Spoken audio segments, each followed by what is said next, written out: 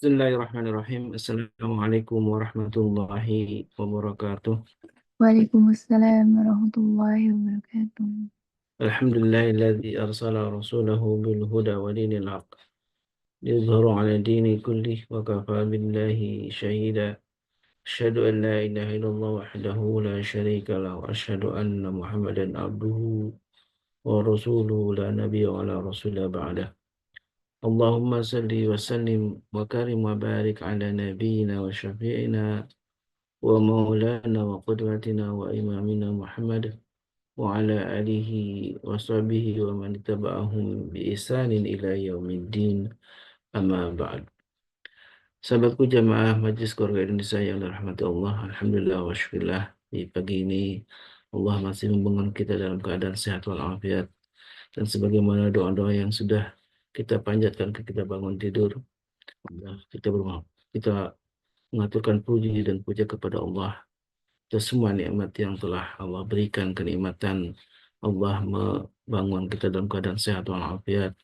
Allah telah uh, mengembalikan roh kita kepada jasad kita sehingga kita saat ini masih bisa diberi usia untuk beramal soleh, dan tentu Allah mengizinkan kita untuk terus berzikir kepadanya, dan itu sebuah kenikmatan yang paling agung harus kita syukuri.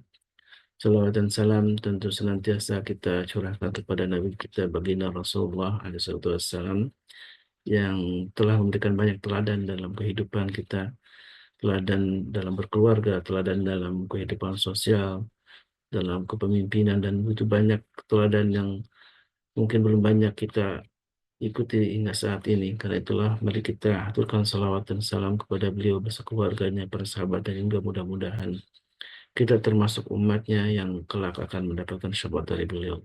Amin Allahumma amin. Sahabatku yang berkawan Allah, di hari Kamis, masih di bulan sudah penghujung ya, di bulan Rajab, mudah-mudahan Allah Subhanahu wa taala terus istiqamahkan kita dalam kebaikan dan sampaikan kita ke Ramadan, karena sebentar lagi kita akan masuk bulan Sya'ban. Untuk Sya'ban betul banyak keistimewaan yang harus kita isi dengan amal-amal saleh.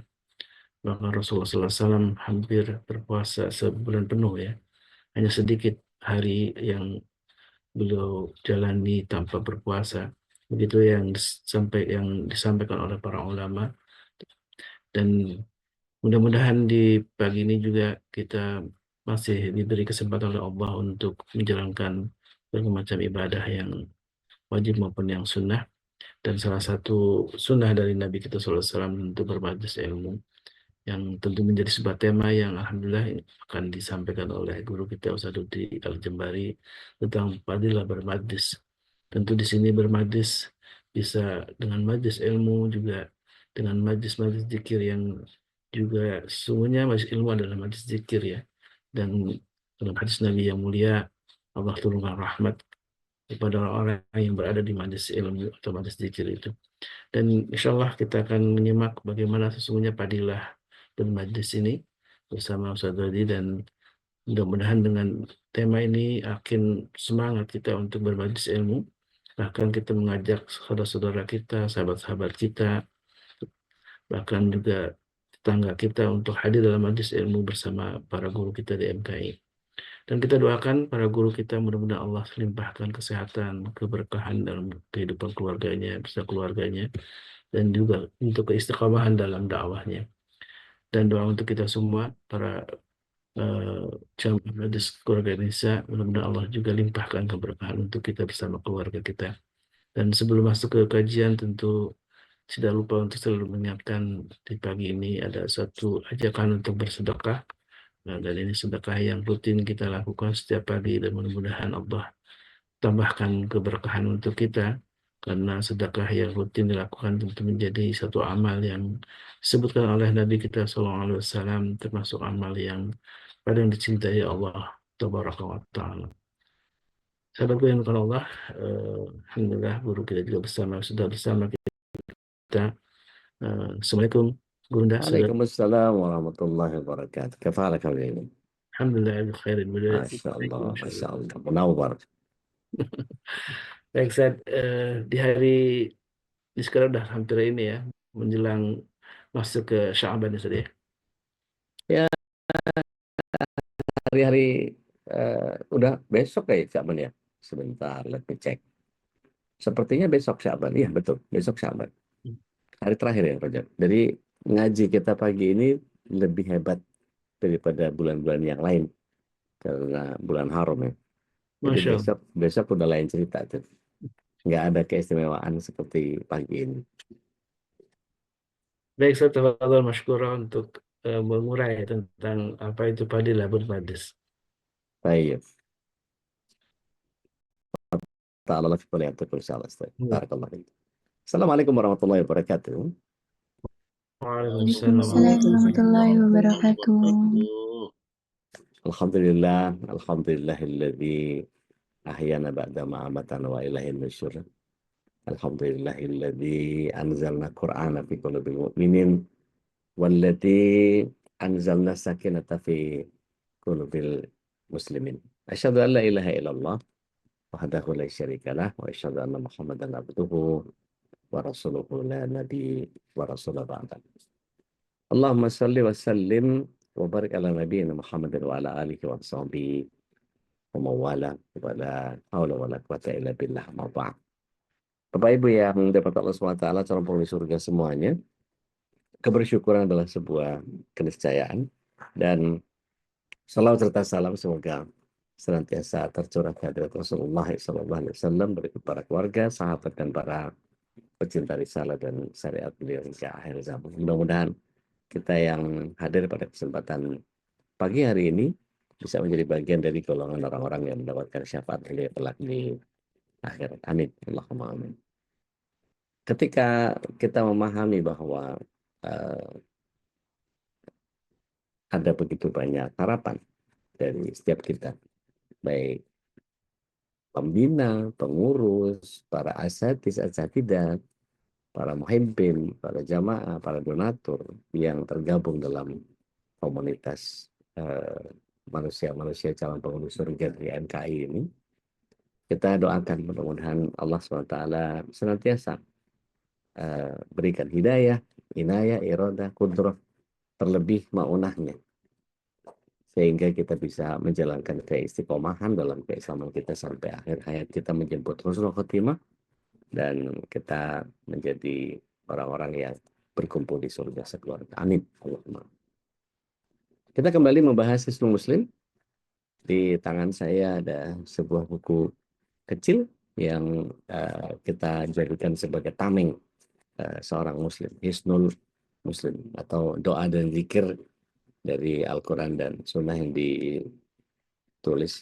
Buku ini mu'alifnya adalah Syekh Said bin Ali bin Waf Al-Qatani yang zikir paginya urutannya sering kita jadikan sebagai patokan untuk apa istilahnya, untuk patokan zikir pagi petang. Ada dua bab di sini, yakni tentang majelis. Maka saya melihat betapa perlunya kita membahas apa sih pentingnya bermajelis. Tentu bermajelis ini bukan majelis nongkrong ya, tapi majelis ilmu. Seperti yang kita lakukan sekarang. Meskipun secara virtual, kita terpencar oleh jarak dan waktu. Ada sebagian saudara-saudara kita yang masih OTW dari Denver ke Jakarta 24 jam setengah. Saya nggak tahu di pesawat bisa dengerin streaming kita atau ikut Zoom, nggak ngerti juga. Kemudian ada begitu banyak saudara-saudara kita nih kalau di absen satu-satu panjang ini. Nih kayak Mojang Bandung, orang Wonogiri baru masuk, penghuni Depok banyak nih, Serpong, Tangerang, Bekasi, Karawaci, Bogor, Jakarta yang banyak, Ciledug, Bekasi lagi, Jaksel, Ya, Bogor Depok kurang lebih itu. Nah, ada Pak Herman di Bengkulu, ada Bung Stroke semua di Jaksel. Iya banyak. Nah, ini ada Vivo 1814 siapa nih? Tolong di name ya. Tadi saya sudah chat Vivo 1814 mohon di name. Ala kulihal. Ketika kita bicara tentang sebuah majelis di mana majelis itu dari kata jalasa. Jalasa kemudian diberi awalan mim menjadi majelis. Jadi tempat orang duduk. Jadi kalau ada orang yang alergi bahasa Arab atau nggak mau ke Arab-Araban. Banyak yang nyinyir soal ngapain sih mesti anak anak antum, ngapain mesti pakai ikhwan akhwat, ngapain mesti, padahal bahasa Arab itu terserap oleh bahasa Indonesia itu sekitar kurang lebih 70% lebih, kalau mau dirinci mungkin hampir 80. Karena sisanya ada Palawa, ada Sanskerta, ada Melayu, ada Inggris. Gitu. Yang kalau kemudian ya Pak, ini tebak-tebakan aja iseng. Bahasa Indonesianya efisien dan efektif apa coba? Ada yang tahu nggak? Mulai sambil di chat ya. Jadi bahasa Indonesia itu banyak ya kemudian eh, diambil dari bahasa-bahasa luar, bahasa Inggris terutama dan bahasa Sanskerta. Mungkin karena penduduk Gujarat dulu banyak yang berdagang di kita. Mungkin banyak ulama dari Gujarat yang juga datang ke kita sebagai wali songo. Dan dasar dasar bahasa di kita adalah lebih banyak Melayu, Melayu dan dulu itu Palawang, Palawang. Sehingga nah ini orang Lampung masuk lagi nih. Ahlan wa sahlan Teh Nina dari Bandar Lampung. Eh, Orang Bandung masuk nih, Pak Irwan Tasli. Nah, ketika kita tahu bahwa eh, majelis itu, kalau kita misalnya MPR, MPR itu majelis permusyawaratan rakyat, itu bahasa Arab semua. Majelis tempat duduk, permusyawarahan, musyawarahnya bahasa Arab. Gitu. Rakyat, rakyat itu rakyat yang dipimpin atau masyarakat. Gitu. Jadi majelis musyawarah rakyat. Gitu. Bahasa Arab itu mau nolak bagaimana? Awal akhir tamat masih belum ada yang ketemu nih ya. Efisien dan efektif bahasa Indonesia. Buka-buka KBBI. Oke, saya langsung jawab aja, nggak usah tebak-tebakan, nggak ada hadiahnya. Sangkil mangkus. Sangkil mangkus. Tapi kalau dipakai, mana apa tuh sangkil mangkus? Lebih lebih senang orang pakai efisien dan efektif. Gitu. Dan orang biasanya eh, lebih apa namanya? Eh, Apa istilahnya? Kalau kalau bahasa bahasa bahasa Indonesia itu ada serapan bahasa Jawa juga. Acek misalnya. Acek itu adalah sesuatu yang sifatnya kontinu, mudawamah, mulazamah, istimrar, istiqomah, berkelanjutan. Berkelanjutan itu dikata lanjut. Pakai pakai pakai kean, pakai ber lagi, berkelanjutan. Eh, Berkesinambungan. Sinambung saja bahasa Jawa. Sambung sinambung. Jadi kalau acek, nah itu lebih lebih pas rasanya buat buat bahasa kita. Oke, ini bicara masalah bahasa.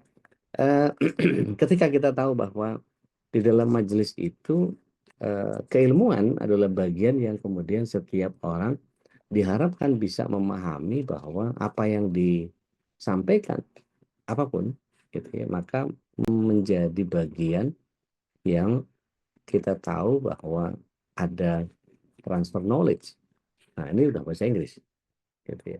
Transfer knowledge itu eh, apa namanya? Pemindahan pengetahuan gitu ya, atau pengajaran atau pendidikan. Jadi kita banyak sekali bahasa.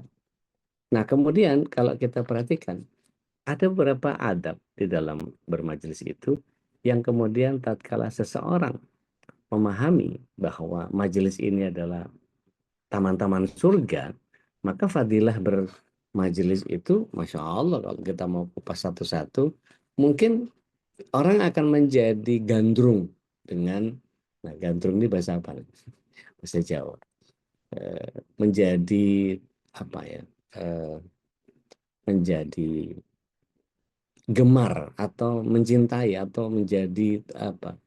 Gandrung itu lebih dari sekedar menyukai, tapi dia menjadi apa istilahnya?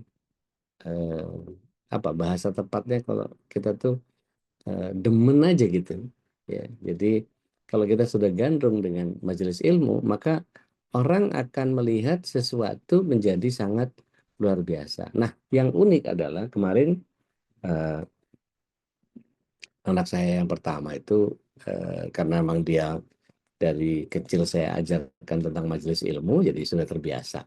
Terus tiba-tiba berkumpul lah satu komunitas di tempat dia mengajar itu, ternyata eh, para ibu-ibu pengasuh anak-anak ini rupanya tidak terbiasa dengan pola eh, kajian-kajian seperti kita ini. Kemudian datanglah siapa kalau nggak salah Ustaz Irfan Rizky ya, Hafizahullah Ta'ala. Beliau datang ke Bekasi pakai satu hotel dengan HTM 100.000 kalau saya nggak salah. Nah itu yang datang banyak. Dan kajiannya ya encer-encer aja, ringan-ringan saja. Nggak ada yang seberat kita buka surat sekian, bedah kitab ini, kitab itu, nggak ada. Lebih kepada tabligh gitu. Tapi peminatnya menjadi, enak ya, seru ya, apalah segala macam dan seterusnya. Ya, mereka mungkin tidak menyadari bahwa ada kenikmatan-kenikmatan iman yang kalau kemudian kita bedah satu persatu, Masya Allah, orang akan menjadi hobi untuk masuk ke dalam majelis ilmu. Di antaranya ya, di antara kita bahas satu-satu aja.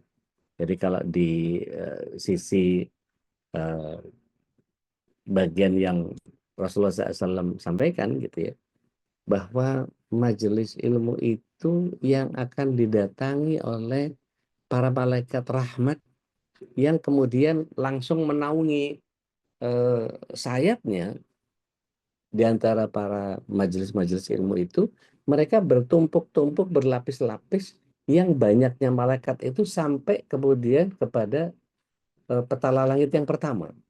Sedangkan petala langit yang pertama itu, kalau kata Ustadz Hendro Setianto, kapan-kapan kita undang beliau, seorang astronom S2 ITB, 15 tahun di Bosha, beliau punya Imah Noong. Kalau misalnya Bapak Ibu mau ngundang beliau, eh, bawa musola thoriumnya beliau. Jadi sambil ada musola yang knockdown gitu, terus kemudian bisa langsung mengamati bintang. Bahkan di siang hari sekalipun. Karena memang eh, apa kedudukannya tidak akan pernah berubah.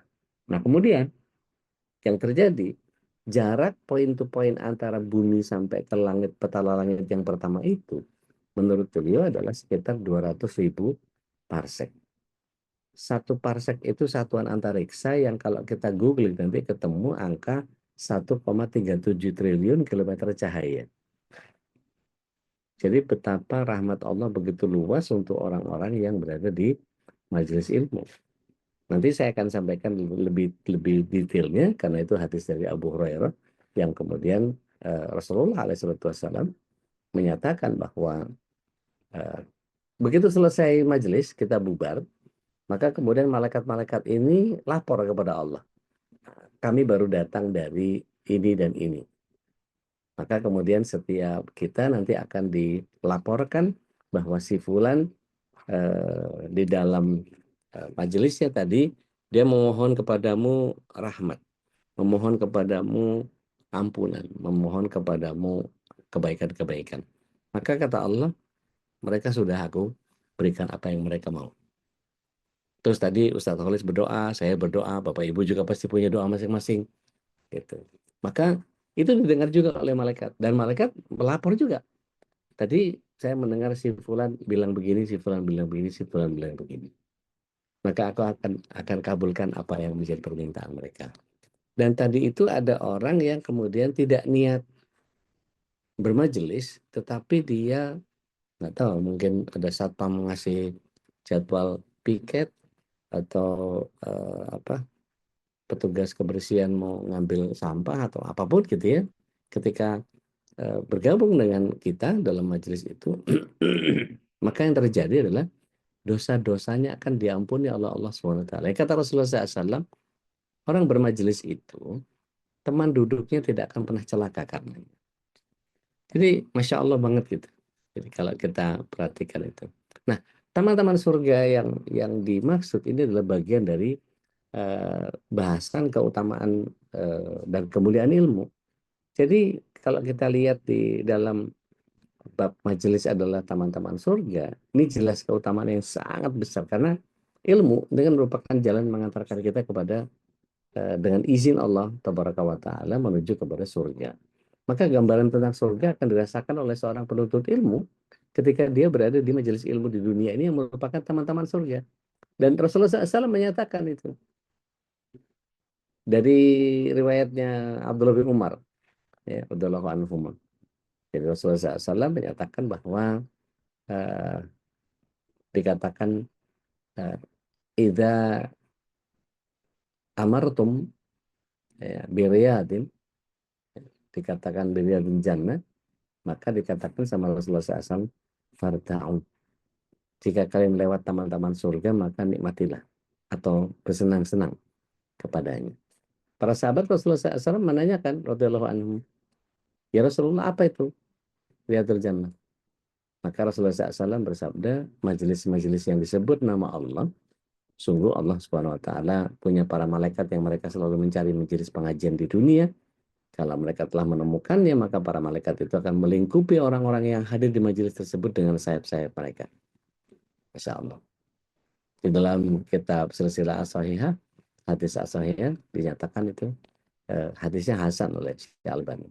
Nah, ini jelas merupakan keutamaan majelis ilmu yang sangat agung karena digambarkan sebagai taman-taman surga. Berarti ada pemahaman bahwa majelis itu adalah jalan untuk menuju surga. Maka merupakan gambaran tentang keadaan di surga yang bisa kita rasakan di dunia. Dan ini sekaligus menunjukkan bahwa menuntut ilmu adalah jalan untuk meraih kenikmatan tertinggi di dunia, yaitu merasakan nikmatnya ibadah. Karena dalam majelis itu kita bisa belajar agama, kita belajar hal yang memperbaiki iman, ketahui bahwa iman yang sempurna akan kita rasakan kelezatannya, sebagaimana disebutkan oleh banyak hadis. Nah, ketika kita memahami bahwa ada begitu luar biasa keutamaan dan fadilah daripada bermajelis ini, diantaranya Rasulullah SAW itu selalu senantiasa, kalau dalam kitab Hisnul Muslim, bahwa ini dari Ibnu Umar hadisnya, biasanya dihitung untuk Rasulullah SAW dalam satu majelis ada sekitar 100 kali sebelum beliau bangkit berdiri. Beliau mengucapkan, Rabbi firli wa tub alayya innaka anta tawwabul ghafur. Hadisnya At-Tirmizi dan Ibnu Majah, dan ini dibaca 100 kali oleh Rasulullah SAW. Jadi kalau Rasulullah SAW dikatakan 70 sampai 100 kali beliau beristighfar, itu lafaz istighfarnya adalah yang sering kita baca setelah duha. Rabbi firli wa tub alayya innaka antat tawwabul ghafur. Wahai Rabbku, ampuni aku dan terima taubatku, sungguh Engkau Maha penerima taubat lagi Maha pengampun. Nah, mari kita perhatikan apa sih pentingnya kita bermajelis itu. Ada beberapa kasus yang menjadi sangat luar biasa menurut saya ketika ada beberapa ulama yang menyampaikan bahwa ada beberapa kasus yang kemudian ditemukan menjadi sangat luar biasa. Ada keluarga yang bermasalah, maka si ibu ini datang ke majelis. Ketika datang ke majelis, dia menemukan ayat disampaikan oleh ustadznya, kemudian hadisnya ditanyakan oleh jamaah, kemudian terjadi seperti halnya kita berbagi rahmat, ada tanya jawab di situ. Karena rahmat akan turun ketika orang bertanya, dan rahmat akan turun kepada si penjawab, dan rahmat juga akan turun kepada orang yang mendengarkan tanya jawab itu. Artinya tanpa pertanyaan dan tidak ada tanya jawab, maka rahmat akan terkurang itu. Ya, dapat rahmat dari Allah yang secara umum saja. Yang tadi saya bilang ada malaikat rahmat yang bersusun sampai peta langit yang pertama. Kemudian eh, orang-orang ini yang bermajelis ini adalah orang-orang yang kemudian kata Rasulullah SAW, barang siapa memudahkan dirinya menuju kepada majelis ilmu, maka dimudahkan jalannya menuju surga. Ini kan luar biasa ya. Jadi kalau kemudian eh, yang kasus ibu tadi menjadi persoalan ini selesai dengan tanya jawab, dengan ayat yang dia catat. Selama serius dia menekuni majelis ilmu itu, tidak sambil mengerjakan sesuatu sehingga terabaikan, tadi apa ya, tadi apa ya, tadi apa ya, karena kita sibuk mengerjakan sesuatu yang lain, yang sangat bisa dimaklumi. Ya, kalau mama kan pagi-pagi begini rempong biasanya ya, yang ngurus anak, yang ngurus suami, yang ngurus rumah tangga dan seterusnya. Ketika eh, orang ini kemudian setelah mengikuti majelis ilmu, apa yang dia rasakan? Permasalahannya selesai. Bukan selesai dengan majelis ilmu, terus kemudian jadi selesai karena bermajelis ilmu. Bukan. Tetapi karena Allah menurunkan rahmat bagi dia, dan kemudian dia memahami bahwa ada persoalan-persoalan yang dia tekuni dari apa yang Allah SWT hadirkan. Dan dia menurunkan egonya, menaikkan penghambaannya kepada Allah. Karena begini, eh, misalnya ya, dalam satu kasus keluarga, kenapa perceraian bisa terjadi? Karena biasanya gitu ya, kalau dalam obrolan ini obrolan-obrolan eh, apa majelis-majelis kosong lah ya, artinya bukan bukan yang apa di bedah ilmu apa segala, ini hanya sekedar duduk-duduk sambil ngopi lah gitu. Kenapa seseorang itu kemudian menjadi bisa bercerai? Nah, ini eh, ada bagian yang kemudian jika didudukkan kepada akidahnya,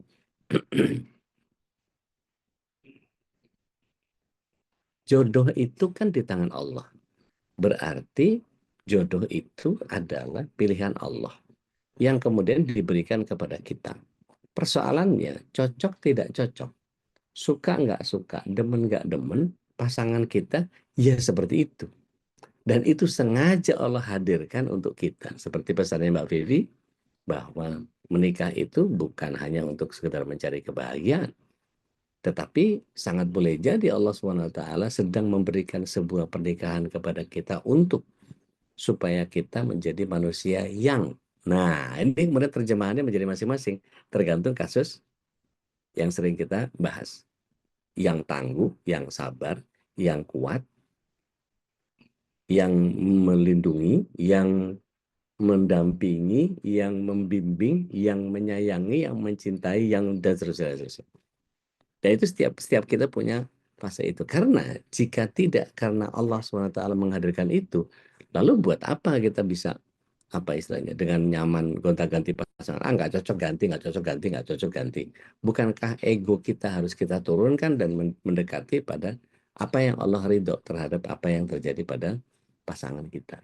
Bahwa kemudian ada perceraian sebagai emergency exit, saya tidak menafikan bahwa Allah juga ngatur tentang itu. Akan tetapi ada kasus-kasus yang kemudian jika kita lihat bagaimana Rasulullah SAW dengan kasus-kasus yang beliau tangani bersama para para sahabat. Kenapa Zainab eh, kemudian di apa minta cerai dari Zaid, terus kemudian dinikahi oleh Rasulullah SAW karena memang secara level yang satu budak, yang satu level bangsawan. Makanya kemudian kita diminta untuk menikah dengan yang sekufu. Nah, persoalan-persoalan yang begitu itu kemudian menjadi bagian yang harus kita cermati sebagai sebuah bagian yang kata ulama tadi, perempuan yang mendatangi majelis ilmu dengan masalah tadi, ternyata dia ketemukan solusinya justru di majelis ilmu. Sehingga membuat dia, oh maksudnya Allah itu begitu, baiklah, dan dia selesai. Jadi tidak punya persoalan lagi. Dan uniknya ada beberapa, ini kalau nggak salah Ustaz Firanda kalau nggak salah yang menyampaikan, Hafizahullah Ta'ala, beliau sampaikan begini, ada orang yang kena ain dan kemudian sudah diruqyah, sudah ini nggak sembuh-sembuh. Tapi bisa sembuh gimana? Serius mendatangi majelis ilmu. Dan kemudian dia menekuni itu. Maka dia sampaikan bahwa ketika kena ain itu, aduh nggak sembuh-sembuh dia, penyakitnya ada saja. Tapi ketika dia serius mendatangi majelis ilmu dan dia membawa Al-Quran, dia mencatat, dia tekuni apa yang disampaikan jadi materi. Kalau Bapak Ibu ada yang berkenan senang nyatet apa segala macam, saya punya aplikasi baru di digital ya, di apps, sehingga bisa kita gunakan untuk mencatat secara sistematis gitu ya. Dan bahkan kata Rasulullah SAW, kita bisa merasakan ketenangan ya. Kalau orang misalnya mau izin, semua kan kepengen nih meraih ketenangan jiwa ya, nggak acak-acakan terus. Meskipun mencari dan mengeluarkan biaya besar, sampai ada yang healing, ada yang sampai jadi penghuni klub gitu ya, lewat lantunan musik, ada yang mencarinya lewat nightclub, ada yang nyanyi bareng LC di karaoke gitu ya, atau nggak cuma nyanyi doang ternyata. Ada yang mencari di berbagai tempat rekreasi di pinggir pantai, ada yang makan-makan, ada yang pokoknya liburan. Kemarin ini banyak ya, long weekend. Ya, hari ini udah mulai aktif kembali. Nah, apakah mereka mendapatkan ketenangan yang sebenarnya? Enggak. Ketenangannya semu. Ketenangan hakiki hanya didapat dengan iman. Maka ketenangan seperti ini didapat hanya dari majelis ilmu syar'i. Coba kita merasakan ketenangan lewat majelis ilmu. Ada Al-Quran yang disenandungkan. Ketika Rasulullah SAW hadis-hadisnya disuarakan, kita bisa merasakan kenikmatan yang sangat berbeda. Abu Hurairah radhiallahu anhu meriwayatkan bahwa Rasulullah SAW bersabda, tidaklah satu kaum berkumpul di salah satu rumah Allah, membaca kitab Allah, dan saling mengajarkan satu dan lainnya, melainkan akan turun kepada mereka sakinah, rahmah, dan akan dikelilingi oleh malaikat, dan Allah akan menyebut-nyebut mereka di sisi makhluk yang dimuliakan di sisi Allah. Jadi jika kita pelajari surat yang kedua ayat yang ke-30, di mana malaikat pernah komplain kepada Allah tabaraka wa ta'ala, maka inilah jawaban tentang bagaimana ketika kita bermajelis seperti ini, maka yang terjadi Allah SWT memuji-muji kita di hadapan para malaikat. Ada yang berkenan mau buka surat 2 ayat 30? Monggo, silahkan. Sudah, Ude. Tafadhali. Auzubillahiminasyaitonirrajim. Dan ingatlah ketika Tuhanmu berfirman kepada para malaikat, Aku hendak menjadikan khalifah di bumi. Mereka berkata, apakah engkau hendak menjadikan orang yang merusak dan menumpahkan darah di sana? Sedangkan kami bertasbih memujimu dan menyucikan namamu. Dia berfirman, sungguh aku mengetahui apa yang tidak kamu ketahui. Barakallahu fiik. Masya Allah. Jadi ketika para malaikat itu komplain ketika penciptaan Nabi Adam, mereka bertanya kepada Allah, mengapa harus bikin khalifah di muka bumi yang melakukan kerusakan di muka bumi? Kenapa membuat khalifah di bumi ini orang-orang yang menumpahkan darah? Maka Allah Subhanahu wa taala ketika kita bermajelis seperti ini, Allah sampaikan kepada para malaikat, lihat, dulu kamu pernah bilang bahwa mereka melakukan pertumpahan darah dan membuat kerusakan di muka bumi. Lihat, di MKI sekarang ini sedang online via Zoom, ada yang mengikutinya lewat YouTube, ada yang nontonnya nanti ketika dia sempat.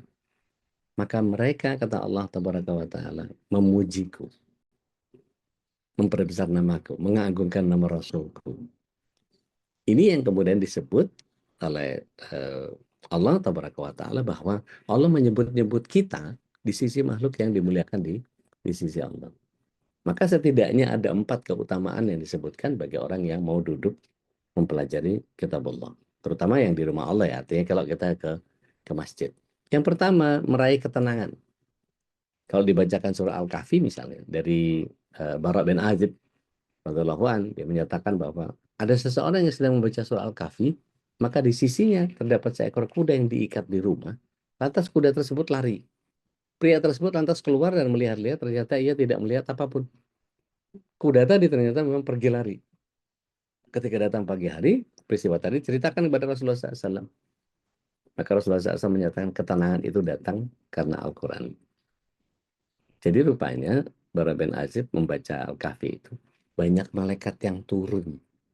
Banyak malaikat yang turun itu ternyata kuda bisa melihat bagaimana mereka turun itu. Seperti sesuatu yang mau meruntuhi atau mau merubuhi kandangnya mungkin gitu. Sehingga dia panik. Gitu. Nah, tapi di kasus yang lain, kasusnya Abu Darda, beliau kudanya lagi liar karena awan menjadi sangat rendah.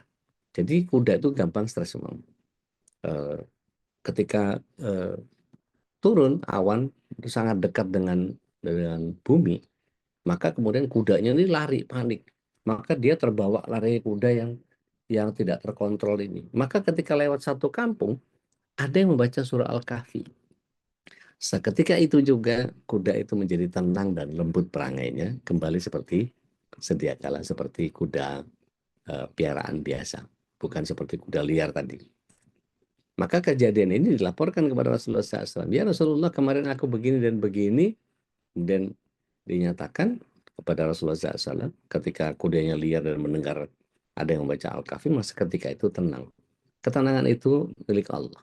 Barang siapa yang ingin mendatangkan ketenangan, maka bacalah surah Al-Kahfi. Ini bagian yang kemudian nggak harus nunggu Kamis malam Jumat, nggak harus maghrib nanti kita baca Al-Kahfi, nggak harus tiap Jumat, nggak harus. Pokoknya begitu kita punya keresahan, baca Al-Kahfi. Dan ini bagian yang kemudian Rasulullah SAW menyatakan bahwa Bukhari Muslim ini hadisnya ketenangan itu datang dari Al-Quran. Dan Imam Nawawi radhiyallahu mencatatkan bahwa itulah menunjukkan keutamaan membaca Al-Quran. Ya. Itulah sebabnya turun rahmat dan hadirnya malaikat. Maka hadis ini juga mengandung pelajaran tentang keutamaan mendengarkan Al-Quran. Yang kedua, kalau tadi adalah meraih ketenangan, yang kedua, paling tidak kita akan dinaungi oleh rahmat Allah. Maka kita lihat surat yang ke-7 ayat yang ke-56. Surat yang ke-7 ayat 56. A'udzubillahi minasyaitonir rajim. Inna rahmatallahu qarib minal muhsinin. Ada yang membaca terjemahnya? Silakan. Iya. Jadi dikatakan di situ ada? Boleh, Ude. Monggo, silakan. Ayat 56. Di mana? Auzubillahiminasyaitonirrajim. Dan janganlah kamu berbuat kerusakan di bumi setelah diciptakan dengan baik. Berdoalah kepadanya dengan rasa takut dan penuh harap. Sesungguhnya rahmat Allah sangat dekat kepada orang yang berbuat kebaikan. Masya Allah. Jadi inna rahmatallahi qaribun minal muhsinin. Sesungguhnya rahmat Allah akan sangat dekat kepada orang-orang yang berbuat kebaikan. Jadi ketika Rasulullah SAW juga dalam hadis Salman, ada yang berzikir kepada Allah, lantas Rasulullah SAW ketika itu bersabda, apa yang kalian ucapkan? Sungguh aku melihat rahmat turun di tengah kalian. Aku sangat suka sekali bergabung dalam majelis semacam itu. Ini disahihkan oleh Al-Hakim, disepakati oleh Imam Ad-Dhahabi di dalam kitab Al-Mustadrak. Jadi rahmat Allah akan menaunginya. Nah, tadi saya teruskan hadisnya. Ketika malaikat itu melaporkan bahwa kita sedang bermajelis, maka kemudian Allah SWT bertanya kepada para malaikat, meskipun Allah Maha Tahu. Apa yang kalian dengar dari mereka? Mereka minta surga ya Allah. Maka Allah kembali bertanya kepada para malaikat. Memangnya mereka sudah tahu surga? Mereka belum tahu surga ya Allah. Kemudian Allah menyatakan, bagaimana jika mereka tahu surga? Maka para malaikat rahmat ini menjawab, pasti mereka akan lebih ngotot untuk nyari surga ya Allah ya. Begitu juga Allah tanya, apalagi yang mereka minta? Mereka minta dijauhkan dari neraka ya Allah. Memangnya mereka sudah tahu neraka seperti apa? Belum tahu ya Allah. Seandainya mereka tahu neraka, kata Allah, maka para malaikat menjawab, pasti mereka lebih ngotot untuk meninggalkan kemaksiatan dan menjauhkan diri dari hal-hal yang menyebabkan dia kepada neraka. Gitu. Nah ini bagian yang kemudian setiap kita menjadi luar biasa ketika meminta kepada Allah Taala. Terutama kan ini Berapa hari ini hujan, semalam, oh Masya Allah. Di Bekasi hujan juga lumayan. Di beberapa tempat ada yang banjir, di tempat kami Alhamdulillah. Eh, Jangan kalau bisa sih, bukan bukan mau ngomong belum, tapi alhamdulillahnya enggak gitu. Biar tahun berapa tuh yang sempat sempat kerendam masuk masuk ke rumah, padahal kami sudah meninggikan ketinggian rumah. Tapi ya qadarullah, Masya Allah, 2004 sama 2012 kalau nggak salah ya. Tolong koreksi saya kalau keliru, yang menjadi besar itu. Nah, kemudian eh, ketika hujan turun, dan kemudian kita mohon sama Allah SWT, ada beberapa keterangan ulama yang menyatakan bahwa malaikat Malik turun ke bumi ini, dan kemudian mereka selesai menuntaskan apa selesai mereka menuntaskan pengiriman rizki dari Allah dalam bentuk hujan itu, rahmat Allah dalam bentuk hujan itu, maka mereka lapor kepada Allah SWT. Ya Allah, saya sudah menurunkan air di sini dan di sini dan di sini. Kemudian dia menyatakan, aku mendengar tadi si fulana berdoa begini dan begini. Coba bayangkan kalau setiap hujan kita tidak berdoa. Sayang betul. Makanya kemudian menjadi mustajab ketika kita berdoa di kala hujan. Ya. Kalau hujan reda, ada yang tahu doanya apa? Kalau hujan mulai kan Allahumma shayyiban nafi'an atau Allahumma shayyiban hani'an. Kalau hujan berhenti, ada yang tahu?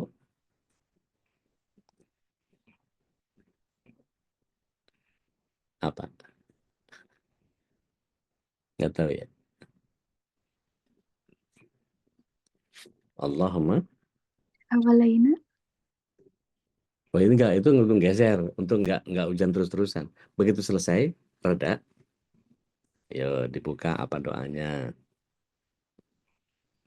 Ada yang pernah dengar nggak? Mutirna bifadlillahi wa rahmatih.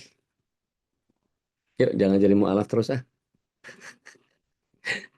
Jadi kayak nemu baru, ternyata ada doanya ya, ternyata ada doanya, ternyata ada doanya ya. Ya, doa selesai, hujan. Mutirna bifadlillah wa rahmatih. Jadi, ketika kita terus berusaha untuk mengikatkan diri kepada Allah Tabaraka wa Ta'ala, ini adalah bagian yang kemudian kita kan selalu dalam lindungan Allah Tabaraka wa Ta'ala. Nah, yang ketiga, malaikat akan mengelilingi majelis ilmu. Artinya apa? Tanda bahwasanya malaikat ridho dan suka kepada orang-orang yang berada dalam majelis ilmu. Mari kita lihat hadis yang Rasulullah SAW menyatakan bahwa sungguh malaikat meletakkan sayapnya sebagai tanda ridho kepada para penuntut ilmu. Ada yang mengatakan bahwa seperti Al-Hafiz Abu Thahir menyatakan bahwa sanadnya dhaif. Tapi Imam Albani mensahihkan hadis ini. Maksudnya para malaikat benar-benar menghormati para penuntut ilmu, atau maksudnya malaikat cenderung dalam mengikuti majelis majelis ilmu. Dan ini menjadi sangat luar biasa buat kita. Maka kemudian yang keempat nih, Allah akan menyebut nama di sisi-sisi makhluk mulia yang tadi saya bilang. Jadi kalau kita di dunia disanjung-sanjung di hadapan para presiden, tokoh terkemuka, kita masih merasa bahwa ini Insya Allah nama saya disebut-sebut. Pujian, ya, luar biasa, kehormatan. Tetapi bagi para penuntut ilmu, pujian bagi penuntut ilmu ini lebih dari itu. Karena mereka disanjung-sanjung di hadapan makhluk yang mulia tadi, yang kita sudah minta Teh Nadia tadi baca surat 2 ayat 2, surat 2 ayat 30 tadi. Maka Allah SWT menyatakan di dalam hadis qudsi yang Abu Hurairah radhiyallahu anhu menyampaikan bahwa Rasulullah SAW berfirman bahwa ana inda dhanni abdi bi, gitu. Wa ana ma'ahu. Ya. Dikatakan bahwa aku sesuai dengan prasangka hambaku kepadaku. Aku bersamanya ketika dia mengingatku. Ya. Wa ana ma'ahu hina yazkuruni. Dia akan membersamai orang-orang yang mengingat. Kalau kita lihat surat yang kedua, ayat yang ke-152. Coba kita fastabaqul khairat. Ada yang ketemu, monggo silakan open mic kita baca.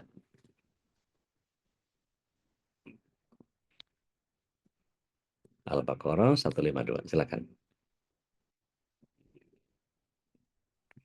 Iya, Bude. Wah, diborong. Maka, Auzubillahiminasyaitonirrajim. Maka ingatlah kepadaku, aku pun akan ingat kepadamu. nah, Bersyukurlah kepadaku dan janganlah kamu ingkar kepadaku. ya, barakallahu fiik. Jadi, masih ingat ya, misalnya ada device, ada handphone, kita matikan, kita switch off, atau router, ya, router kita matikan eh, sinyalnya atau powernya, gitu ya. Kira-kira sinyalnya masih ada nggak? Kalau HP atau device dimatikan, kira-kira TV deh, TV dimatiin, tak. Siarannya masih ada nggak?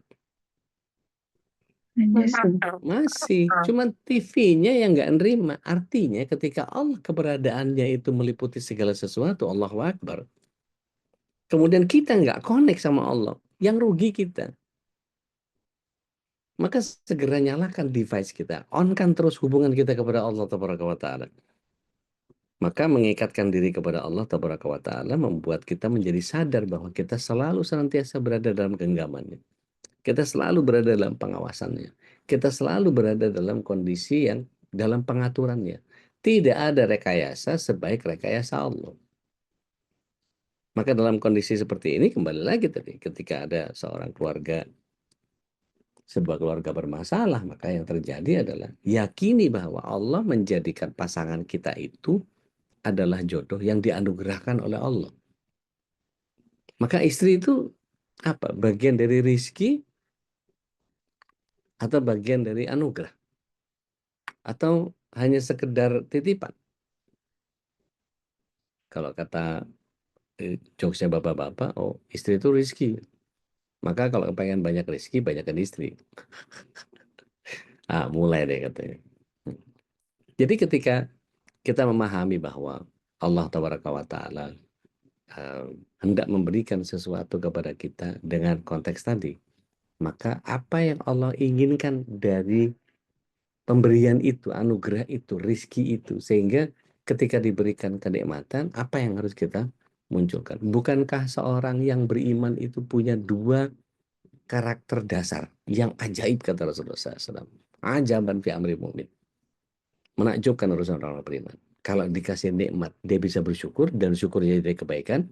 Kalau dikasih musibah, dia bisa melakukan kesabaran, memunculkan kesabaran, dan sabarnya juga jadi kebaikan. Apa kata Rasulullah SAW? Tidak akan pernah muncul kesabaran dan kesyukuran kecuali pada hati orang yang beriman. Masya Allah. Artinya, ya hidup ini cuma gampangnya ya kalau nggak disyukuri ya disabari aja.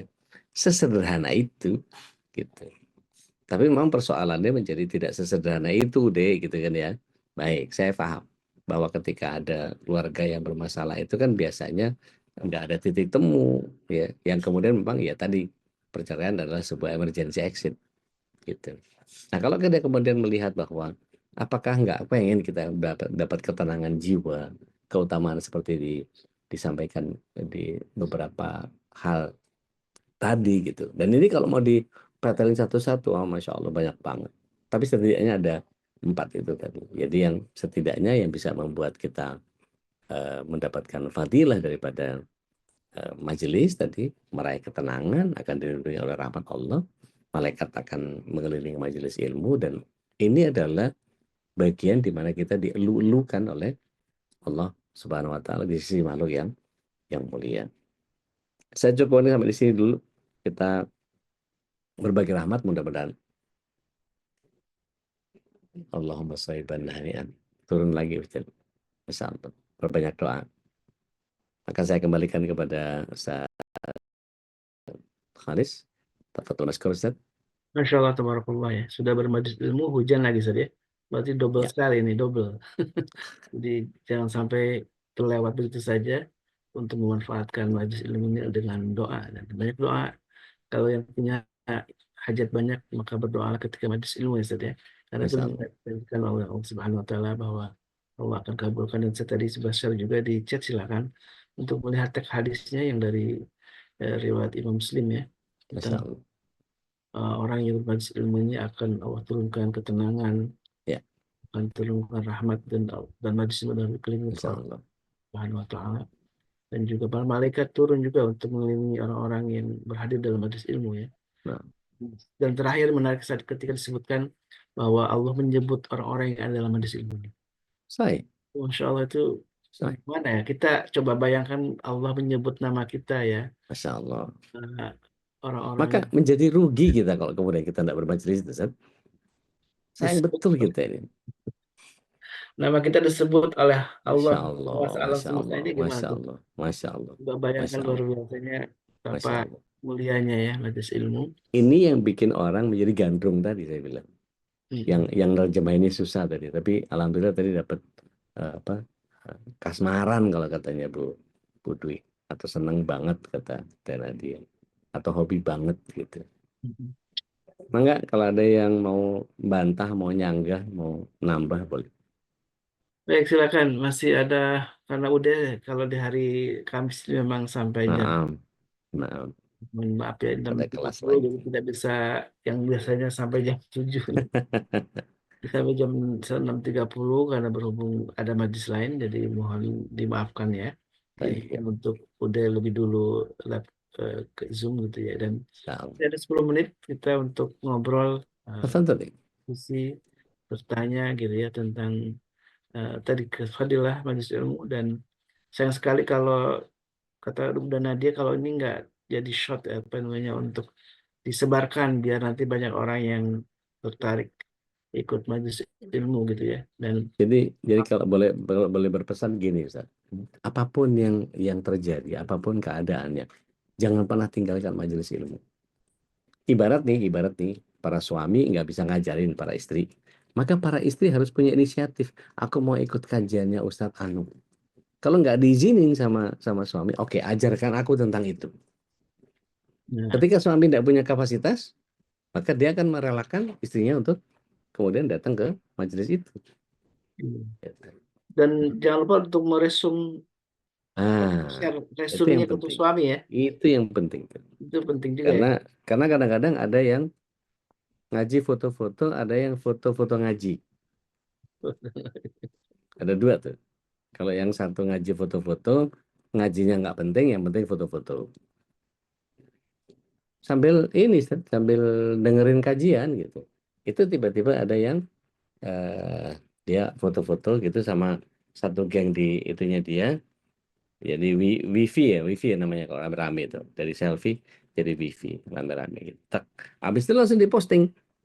Nah, diposting itu lagi pengajian sama Ude gitu. Qadarallahnya, saya pegang handphone pas lagi nyari ayat gitu. Nongol lah notifikasi Facebooknya dia gitu. Saya begitu nongol, materinya mana kok cuman fotonya doang. Ya oke, baik. Iya, jadi kalau foto-foto ngaji nggak apa-apa. Tapi kalau ngaji foto-fotonya ya apa ya. Teh Nadia emang nggak teh? Assalamualaikum warahmatullahi wabarakatuh. Waalaikumsalam warahmatullahi wabarakatuh. Tadi kan disampaikan betapa indah dan pentingnya bermajelis. Nah, Masya Allah, Masya ada Allah. nih kayak kasus di Bandung. Waktu Hmm, itu ustadznya baik banget, ilmunya bagus banget, dan tiba-tiba rontok jamaahnya karena hmm, kedengeran poligami gitu. Kan hmm, aneh hmm. ya gitu. Ya, ya, Sebenarnya ya. kalau kata Nadia, ambil baiknya aja, itu kan masalah pribadi gitu. Hmm, hmm. Nah, gimana ya? eh, Udah caranya ngingetin lagi, ngembalikin lagi supaya mereka ikutan lagi gitu deh.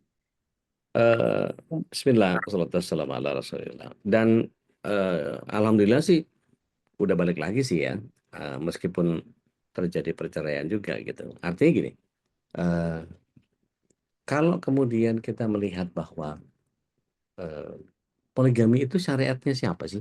Syariatnya Allah kan, gitu.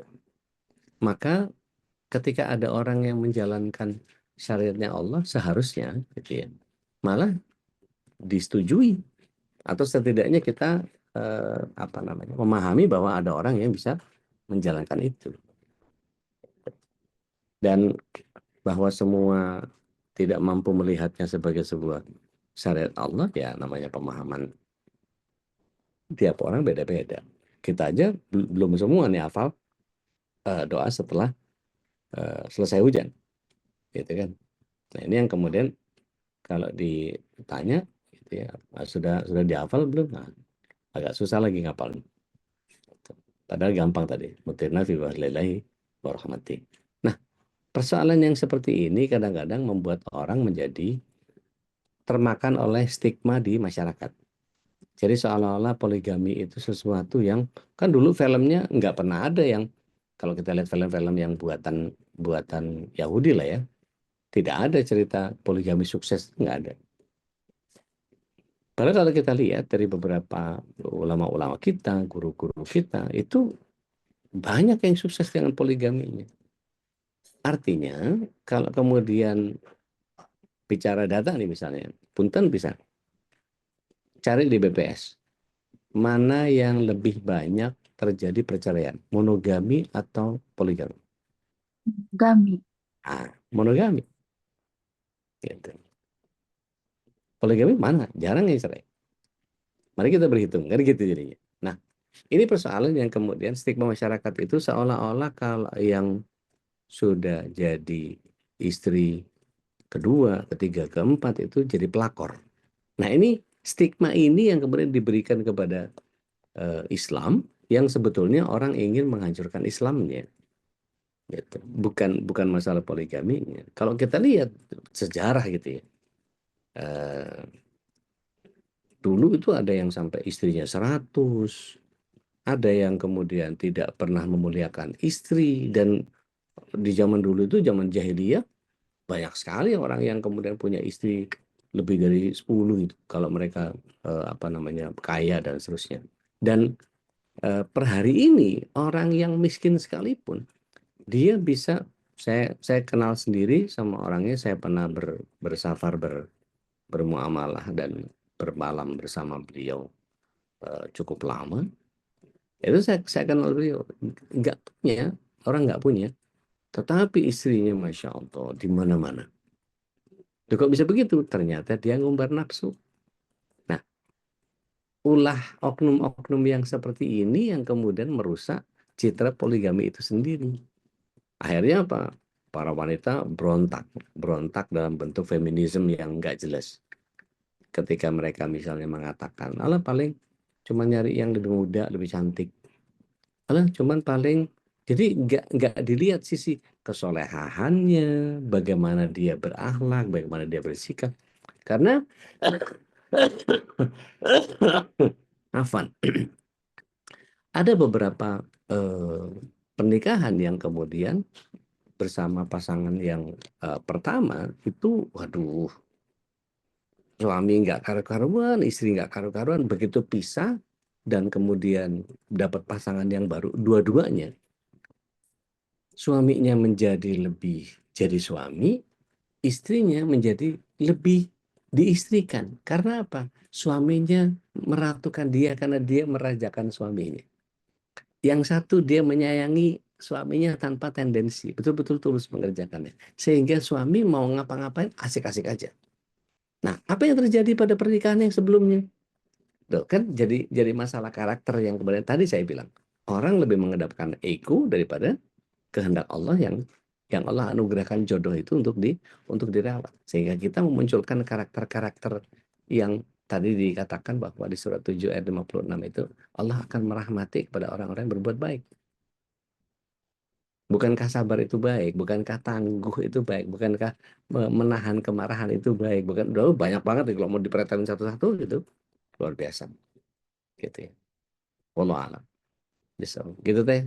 Jadi diingatkan kembali, memang menjadi PR agak panjang di kita ya. Karena poligami itu begitu, bahkan istri saya pun alhamdulillah siap beliau. Tapi siap kabur. Nah, ini kan jadi beda gitu ya. Siap di poligami sama siap kabur itu. Kalau siap kabur ya berantakan pasti kan gitu. Ketika ada orang yang memahaminya bahwa poligami, ih, gatel banget sih. Nah, itu kan stigma-stigma negatif itu yang kemudian mesti dicerahkan kepada begitu banyak orang. Bahwa ada wanita-wanita solehah yang kemudian sampai kepada ketaatan dan keikhlasan yang sangat luar biasa. Pintu surga itu ada di depan mata itu. Yang mengizinkan suaminya untuk berpoligami. Dan itu banyak di kita. tapi nggak pernah diekspos, gitu. Karena apa? Karena mungkin dia merasa bahwa saya mungkin tidak terlalu sempurna untuk bisa merawat suami saya sendiri. Mungkin hartanya terlalu banyak sehingga dia bisa dibagi-bagi ke begitu banyak orang, sehingga tebaran manfaatnya lebih lebih banyak, sehingga dia bisa terdorong untuk mencari ilmu yang mumpuni, sehingga dia bisa menjadi qawam yang luar biasa, dia menjadi imam yang bagus di keluarga, dia menjadi pendidik yang sangat dahsyat, dan dia menjadi pengatur rumah tangga yang sangat luar biasa. Dan itu mesti terus-terusan di apa istilahnya? Mesti terus-terusan digembar-gemborkan terus gitu. Pak Wahid, mangga. Iya. Assalamualaikum, Ude. Waalaikumsalam warahmatullahi Ya. wabarakatuh. Sehat ya? Alhamdulillah, Ude. Alhamdulillah. Langsung Barakallah. dikasih tempat tadi mangga gitu. Tahu ya dari Bandung. Nah, Mangga. ayat tulisan anak BDG. Mau, iya ya, Ude. Mohon maaf. Ini sebetulnya udah pengen lama saya tanyain dan memang harus ke Ude saya mau nanyanya gitu ya. Ya, Tapi kalau di hari Rabu Kamis itu hektik. statistiknya di tempat apa kalau pas Ude yang isi itu pasti di atas 50 dan kebanyakan udah ibu-ibu Ude. Jadi saya ngalah sama ibu-ibu, saya mohon maaf ini saya ikut karena bapak-bapak minoritas nih Ude kalau di forumnya Ude. Iya, Nah, Masya Allah. ya jadi gini Ude, mau nanya tadi sebetulnya agak nyambung juga dengan pertanyaan Teh Nadia di depan tadi, hukum gema tadi ya. Kalau tadi ada yang di satu majelis, kemudian ada yang berbuat sesuatu bahkan ustadznya, kemudian membawa pengaruh terhadap jamaah gitu ya. Ya. Ini kan hukum eho ini loh, gema ini kan Ya, sebetulnya kan ada positif negatifnya ya. Kalau kita misalnya lihat riwayat atau kisah Nabi juga kita harus baik dengan tetangga gitu ya, karena tetangga sampai kita masak dicium oleh tetangga pun kita harus berbagi gitu ya. berbagi, betul. Meskipun cuma Tapi kuah doang. wah hanya gua doang gitu ya. Sebaliknya juga kalau ada yang negatif, hukum negatif itu sebetulnya kita juga kena imbasnya juga kan. Betul, Kalau betul. kata siapa dulu apa namanya? 40 rumah, Ustaz, kiri kanan depan belakang. betul depan Ah, rumah kiri belakang itu kalau ya. katanya apa namanya kalau dulu Terkena apa namanya sialnya. Zainuddin MZ itu Ya, ya. ada maksiat nanti kita kena juga lo yang Betul, enak gua yang kena betul. musibah Ya, gitu ya, jadi ya. ada bencana apapun itu mungkin ada akibatnya Sahih. nggak hanya satu rumah tapi semuanya gitu ya. Nah ini tadi tuh nyambung ke pertanyaan yang tadi juga tuh Ude. Gimana Ude kalau di kayak majelis yang tadi gitu Ude? Ya. Itu ada jamaahnya mungkin ikut gitu ya, cuman dia itu kotor lah tadi atau maksiat atau bahkan tadi si ustadznya sendiri gitu kan. Udah jelas-jelas kita tahu bahwa ini sebenarnya dia nggak benar. Dia mungkin di apa namanya di bidang yang lainnya mungkin dia juga apa namanya punya bisnis atau apapun gitu ya bisnisnya ternyata ada masalah lah atau ada fraud segala macam ada nah yang kayak gitu-gitu kan kita sebagai yang ada di grup itu gitu kan dan kita tahu tapi kita tetap ikut di situ nggak impactnya nggak udah ya gitu terus apa yang Baik, harus kita sikapi gitu ya udah itu aja udah baik. mungkin Baik, secara baik, singkat terima baik. kasih. Masya Allah, Masya Allah. Waalaikumsalam Barakallah fiik, warahmatullahi barakallah fiik. Masya Allah. Bismillah, salatu wassalamu wabarakatuh. ala Rasulillah. Mangga. Jadi, ketika kita pahami bahwa ada kesalahan-kesalahan dilakukan oleh seseorang, siapapun. Kan kalau bahasa siapa, teman bercanda itu, Ustadz juga manusia, gitu ya. Jadi ya, kalau ada kesalahan, ya jangan pernah asobiah, jangan pernah pokoknya ustadz saya nggak pernah salah gitu. Sama kayak orang yang mendewa-dewakan Imam Syafi'i, seolah-olah Imam Syafi'i nggak pernah punya kekeliruan. Padahal Imam Syafi'i punya qaul jadid daripada qaul qadimnya. Nah, berapa banyak orang yang mau kemudian mau masuk ke ranah qaul qadimnya. Gitu. Kalau kita mau bicara tentang apa namanya Imam Abu Hasan al-Asy'ari gitu misalnya, dia menulis buku putihnya di dalam Al-Ibanah gitu. Dia berusaha untuk kembali kepada pengajaran para salaf dan kemudian itu tidak diikuti oleh penganut Asy'ari gitu. Dan ini menjadi bagian yang loh Oh iya, ternyata ada orang yang kemudian mendahulukan hawa nafsu. Ada orang yang mendahulukan egonya. Jadi sementara dia terkurangi kenyamanannya ketika terusik kebiasaan-kebiasaannya. People reject changes kalau kata beberapa motivator. Jadi kalau kita melihat bahwa ada perubahan-perubahan yang eh, kan kalau kita sederhana saja, ketika patokan kita adalah Al-Quran dan Sunnah, bukan orangnya, gitu ya, bukan orangnya. Begitu Al-Quran dan Sunnah selesai, urusan kita sama Al-Quran dan Sunnah saja, gitu. Bahwa kemudian ada interpretasi orang yang keliru tentang ayat itu karena tidak menggunakan pemahaman para salaf, gitu. Atau dia menggunakan ro'yu, yang kemudian sama-sama pakai ayat, tapi kemudian pakai ro'yu. Ada beberapa ustadz, beberapa dai, ada beberapa penceramah yang kemudian ketika eh, memahami sebuah eh, ayat itu kadang-kadang disertakan opininya, disertakan eh, apa namanya, ro'yunya. Contoh misalnya, kawan-kawan di LDII, gitu ya. Itu kan kalau melihat surat 17 ayat 36, punten pisan. Mereka menerjemahkannya tidak seperti kita menerjemah. Kalau kita kan, A'udzubillahi minasyaitonir rajim, wala taqfu ma laisa laka bi'ilm, inna sam'a wal basara wal fu'ada kullu ulaika kana anu mas'ula. Kita menerjemahkannya secara sederhana dimanapun kita temukan yang namanya ilmu itu tidak boleh kita mengikuti sesuatu kecuali kita punya ilmu di dalam mengerjakan itu. Karena sesungguhnya pendengaran, penglihatan, dan nurani akan dipertanggungjawabkan kepada Allah.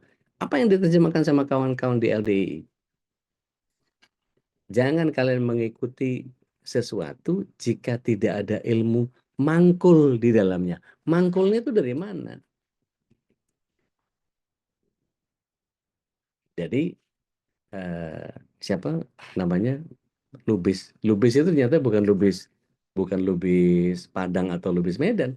Lubisnya luar biasa. Dan itu kalau kita lihat, nanti deh kita undang Coach Adam lagi gitu untuk cerita tentang bagaimana LDII, bagaimana, wah banyak tuh cerita-cerita tentang itu gitu ya. Artinya gini, kalau kita menyadari betul bahwa yang kita pelajari adalah Al-Quran dan Sunnah, menurut versi para sahabat, Ridwanullah alaihi majma'in, yang terjaga, yang Rasulullah SAW sendiri melegitimasi bahwa khairukum qarni, yang terbaik adalah yang sejaman denganku, yang sekurun denganku. Tsummaladina yalunahum, tsummaladina yalunahum. Yang datang setelahnya dan kemudian datang setelahnya. Jadi Rasulullah SAW tidak menyatakan bahwa yang terbaik dari kelompokku atau umatku itu adalah yang sekurun denganku. Artinya para sahabat, yang 200.000 itu. Kemudian yang datang setelahnya, wafat Rasulullah SAW, ada orang-orang disebut tabi'in yang itiba kepada para sahabat. Wafat para sahabat yang itiba kepada para tabi'in disebut tabi'ut tabi'in. Maka mereka yang 4 ini disebut oleh Rasulullah SAW tadi sebagai khairukum qarni, tsummaladina yalunahum, tsummaladina yalunahum. Yang terbaik dari kalian adalah sahabatku yang sekurun denganku, yang datang setelahnya dan yang datang setelahnya. 4 kelompok ini kita sebutnya sebagai salaful ummah. Yang ketika mereka soleh kita sebutnya salafus soleh. Nah ini yang kemudian kalau kita berpatokan kepada itu, siapapun yang menyampaikannya, atau siapapun yang keliru dalam menyampaikannya, maka kita berpegang kepada Al-Quran dan Sunnahnya, bukan kepada manusianya. Nah, bagaimana impact-nya ketika terjadi satu kesalahan apa namanya, seperti tadi gitu ya, orang yang kita bicarakan tadi punya bisnis dan bisnisnya hancur. Sekarang pertanyaan saya, ada bisnis yang nggak hancur? Nggak ada, gitu. Kalau kita lihat Rasulullah SAW nggak pernah rugi, mari kita pretelin satu-satu, kita detail. Itu luar biasa kalau kita kemudian melihat bagaimana tata cara para sahabat. Kemudian ketika kalau kita lihat Abdurrahman bin Auf, bagaimana beliau berusaha untuk beli kurma busuk, ternyata yang dicari adalah kurma busuk sebagai obat. Nah, ada bagian-bagian yang kemudian kesalahan itu terjadi pada seseorang, tetapi tidak dengan sistemnya. Jadi kalau ada yang salah, pasti muslimnya, bukan Islamnya. Maka ketika kita berpegang kepada Islam, ini di awal-awal saya belajar tentang Islam di tahun 2000-an, saya kok ini salah, kok ini salah, kok ini salah, kok ini salah. Loh, padahal ini orang Islam semua loh. Ternyata yang saya lihat adalah orang Islamnya, bukan ajaran Islamnya. Begitu tahun 2006 saya menelisik penuh kepada Al-Quran dan Sunnahnya, dan saya mengetahui bahwa sumbernya begini. Ternyata banyak orang yang tidak menjalankan sesuai dengan apa yang Rasulullah SAW contohkan. Jadi saya bisa maklum kalau kemudian ada ustadz yang kepleset, ada penceramah yang keliru, ada pembaca manakib yang lebay dan seterusnya. Buat saya wajar, tapi buat saya gampang. Menelisiknya adalah memfilter, ada hadisnya enggak yang disepakati oleh para sahabat? Ada ayatnya enggak yang ditafsiri oleh para ahli hikmah dan ahli tafsir? Sehingga kita bisa menelisik secara keseluruhan, itu bagian yang luar biasa di bagian itu. Begitu kurang lebih Pak Wahid, punten pisan. Barakallahu fiik. Baik. Baik, alhamdulillah. Berapa jam lagi, Ustaz? Aneh kalau beberapa jawab pertanyaan itu gitu silakan tuh, nanti iya. bisa diobrolin di grup ya, gitu. udah ya. Mbak Dina, di grup aja ya Mbak Dina ya. Ya, udah insya Allah. Baik, Ustaz, anak langsung pamit ya. Baik, Ustaz, jazakallah khairan. Assalamualaikum warahmatullahi wabarakatuh. Baik, jemaah Allah, alhamdulillah syukur kita sudah menentukan sebuah kajian tentang satu kitab kecil ya, karya Imam Al-Qahtani yang berkaitan dengan fadilah majelis ilmu, dan tadi beberapa hadis yang disampaikan oleh Rasulullah SAW. Mudah-mudahan kita bisa memahaminya betapa mulianya, betapa utamanya orang-orang yang hadir dalam majelis ilmu, yang disebutkan betapa Allah akan turunkan rahmat, ketenangan baginya, kemudian Allah liputi majelis ilmu dengan rahmatnya, kemudian para malaikat hadir mengelilingi kita, dan bahkan kemudian Allah di terakhir ada ayat di hadis yang disebutkan dalam riwayat Imam Muslim itu disebutkan bahwa Allah akan menyebut orang-orang yang hadir dalam majelis ilmu, dan mudah-mudahan kita termasuk orang yang disebut oleh Allah Tabaraka wa Ta'ala dan disampaikan kepada penduduk langit. Dan inilah keutamaan tentu bermajelis ilmu yang harus di-share kepada saudara kita, jamaah yang mungkin belum hadir, dan juga kepada tetangga kita, sahabat kita. Mudah-mudahan makin banyak orang yang tergerak untuk menghadiri majelis ilmu, wabil khusus majelis ilmu yang dipandu oleh para guru kita di Majelis Keluarga Indonesia, dan mudah-mudahan Allah limpahkan keberkahannya untuk para guru kita dan juga untuk kita semua yang selalu hadir istiqamah dalam majelis ilmu. Dan inilah doa yang terus kita panjatkan kepada Allah Ta'ala, dan kita memohon Allah mengabulkan semua doa-doa kita. Baik, kita tutup dengan doa kafatul majlis. Subhanakallahumma wa bihamdika asyhadu an la ilaha illa anta astaghfiruka wa atubu ilaik. Assalamualaikum hadana wa iyyakum. Assalamualaikum warahmatullahi wabarakatuh. Waalaikumsalam warahmatullahi wabarakatuh.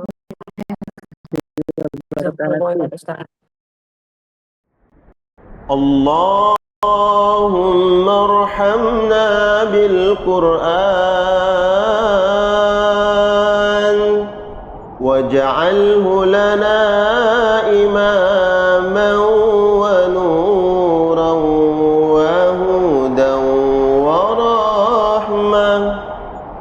Allahumma zakkirna minhu ma nasina وعلمنا منه ما جهلنا وارزقنا تلاوته آناء الليل وأطراف النهار واجعله لنا حجة يا